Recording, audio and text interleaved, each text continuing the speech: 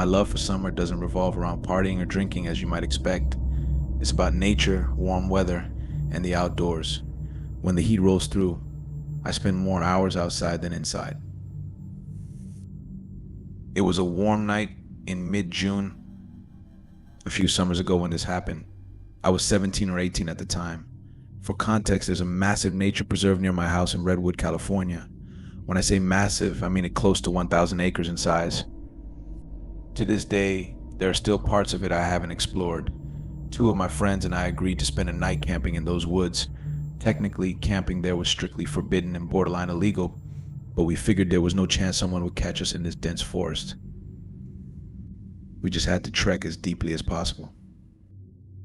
Liam was the camping fanatic of the group. I'm telling you, this guy loved cosplaying as a Boy Scout and probably knew close to 100 different knots. Our other friend Ethan always supplied the drinks. If we were sober, he was unhappy. That's just how things went when Ethan was involved. I remember the feeling of the gentle summer breeze blowing through my hair as the three of us packed up Ethan's car. The weather was ideal, not too cold, not too hot. A few beers later, the three of us found ourselves lugging camping equipment through the woods at around 11:30 p.m.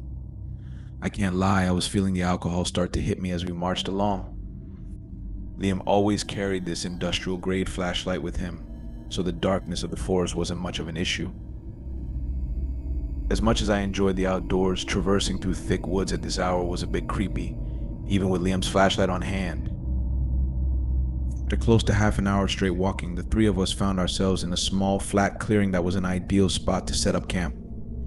We pitched our tent, as per Liam's instruction, and set up our chairs. The fire was the next step. Liam once again took the lead on this, and after a few more minutes, we had a pretty decent fire going. Ethan reached into his bag and tossed me another drink. He then grabbed his JBL speaker and started playing some music. The vibe was perfect, and we must have been talking and drinking for a good 2 hours. We were all pretty drunk at that point, and I could tell the other guys were just about ready to pack it up for the night. Ethan turned the music down and started collecting discarded beer cans. Just then, a deafening whistle pierced the silence. I nearly jumped out of my seat, going from a drunken haze to high alert in a matter of seconds.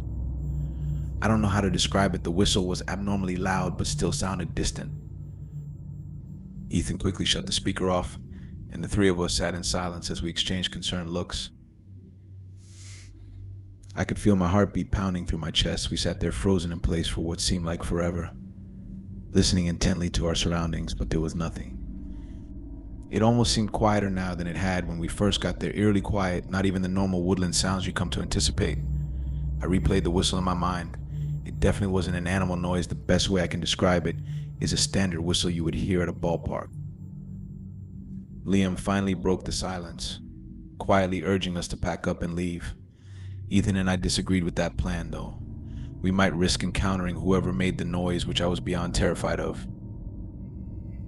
It was past 3 a.m. at this point, and an encounter this late would only mean trouble. Liam hypothesized that whoever made that noise was probably aware of our presence, which was a chilling thought. I didn't know what to do. On one hand, staying put violated every survival instinct I had packing up, and leaving at this hour didn't seem like a much better option either, though. We finally agreed to wait it out. I went to put the fire out, but Liam cautioned me against it, saying that a fire would repel any dangerous animals. Only then did the true gravity of the situation hit me. We were literally miles away from any civilization.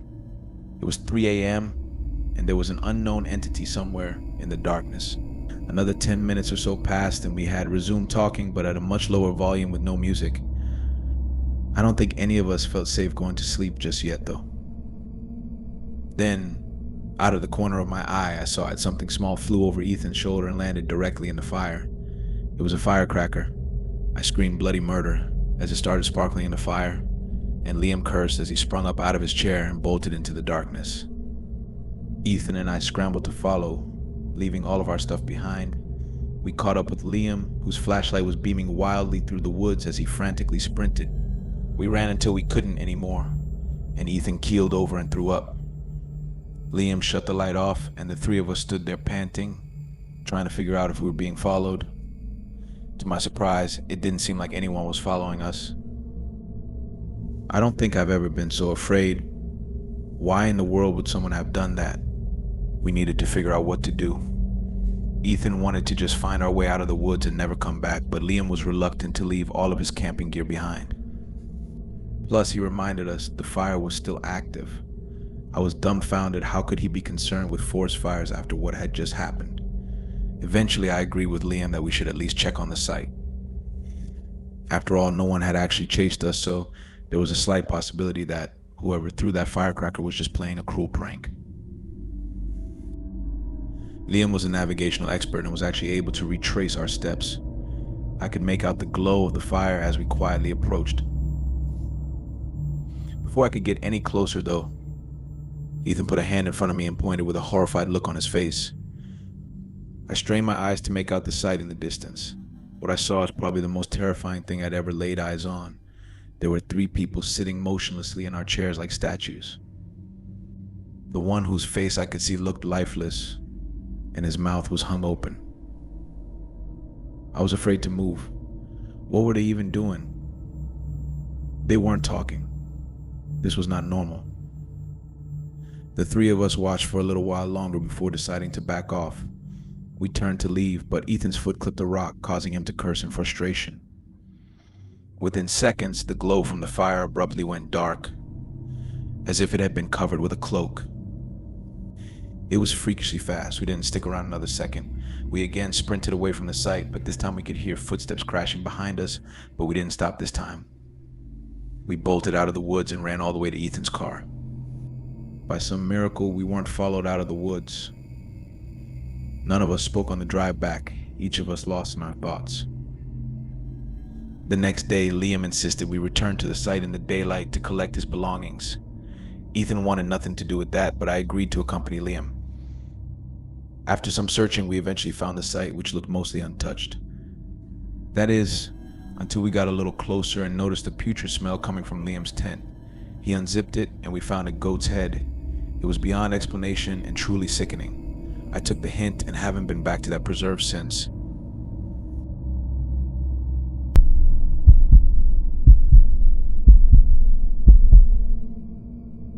This ongoing ordeal began roughly a month back, but let me give you some context. I'm 27 years old, and I live with my younger brother in a small, cramped apartment.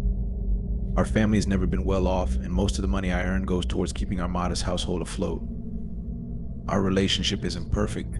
We argue frequently, and when I'm not working or hanging out with friends, I tend to keep to myself. My childhood wasn't easy, but fitness has always been my solace. It's a healthy escape from life's challenges, and a good reason to get out of the house. There's a serene park about a 10-minute drive away with an outdoor gym, where I often go to work out during the summer evenings.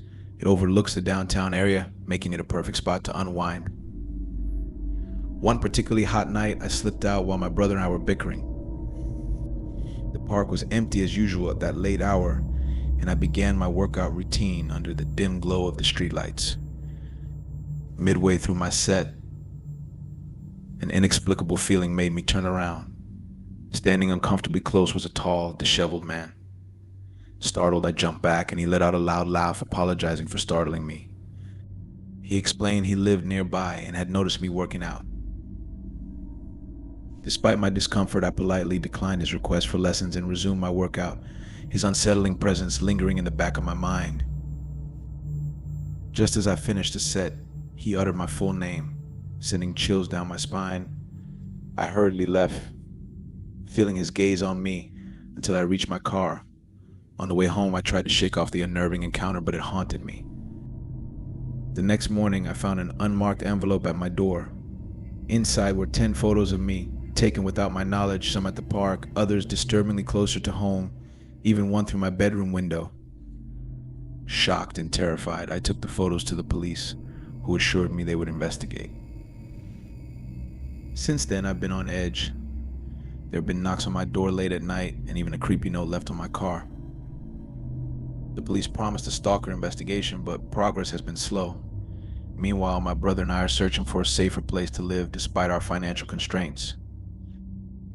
I'm staying vigilant, sleeping lightly, and keeping my phone close.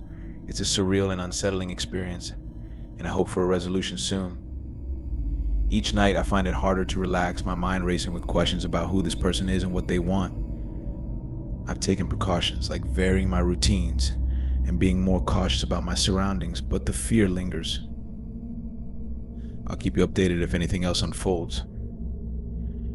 For now, I'm just trying to stay safe and hopeful that this nightmare will soon come to an end.